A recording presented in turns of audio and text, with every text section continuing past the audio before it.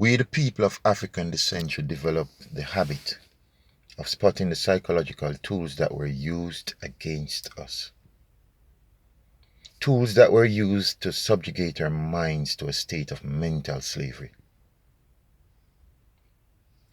Documented history has informed us of the great atrocities that were carried out against our forefathers, and we sit around and live our lives as if we do not know, as if nothing happened. We have been pacified to such a great extent that we do not even remember the inhumanity our ancestors had to endure in order to secure our survival. Looking around me, I see no Tainos, nor do I see any Caribs, for these races were completely eradicated by the atrocities of the evil ones. And the fact that we have allowed ourselves to be clowned by the very same people who nearly brought us to the brink of extinction is simply regrettable.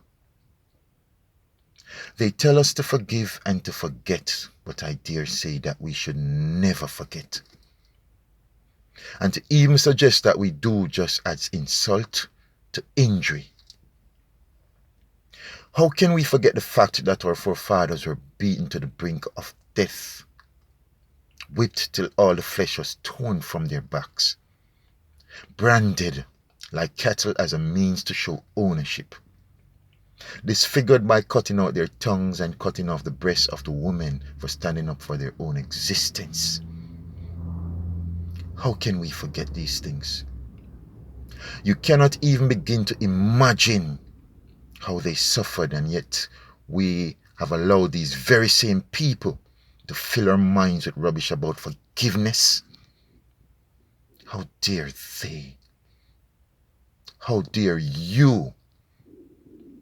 Down to our cultural identity, the essence of which we use to define ourselves as human beings, was savagely ripped away, leaving us shattered and broken to such a great extent that some of us have even lost our very will to live. Yet, they tell us to forget. The psychological trauma that resulted from our ordeal cut so deep that even to this very day, more than 200 years after, we have still not fully recovered. Yet, they tell us to forgive. And after all of that,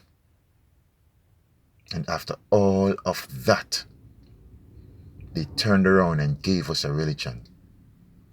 And we, like mindless fools, willingly accepted. No,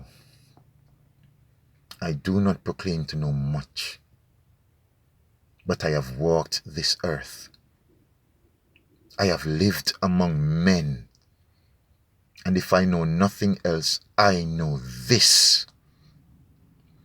Only a fool willingly accepts a religion that has been given to him by his slave master. Only a fool. Now, this excerpt was taken from the Kindle ebook on Amazon, Mind's Eye Vision, written by the Jamaican author Keegan Key.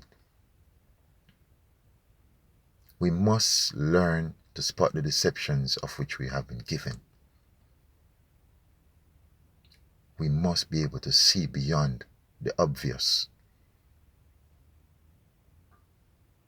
to awaken the mind's eye, which is the brain, the ability to think and to spot their convoluted agenda, however they may present it. Go and get this book. It is something that should be at your bedside. Because this is just the introduction. I have not even touched the content yet. Just the introduction.